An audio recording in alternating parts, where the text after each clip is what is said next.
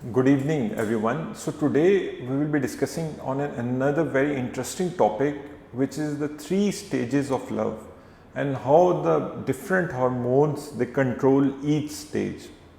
So these three stages are lust, attraction, and attachment. So the first stage is the lust stage. Lust stage is basically your sex drive that is motivating each individual to go out and find a mate. This is primarily driven by estrogen and testosterone. Estrogen is more common in females while testosterone is primarily in the males.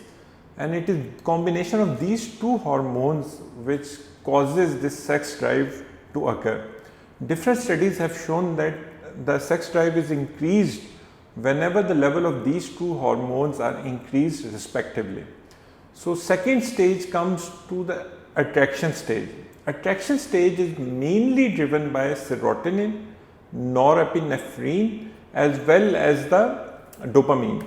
So these three they combine together, and in different situations where these three are already elevated, they lead to more attraction for each other. For example, if you are already on an adventure or in a very good mood, you already have elevated levels of dopamine, serotonin and norepinephrine, which can lead to more feelings of attraction being developed. This is why you see all those scenes in different movies and feel that level of attraction developing. Third and final stage is that of attachment. Again, I'm re-emphasizing that this is a generalization of the three major stages. So the attraction, after the attraction comes the attachment stage, the last stage, and this is primarily driven by the oxytocin, and oxytocin is then also helped and supplemented by the vasopressin hormone.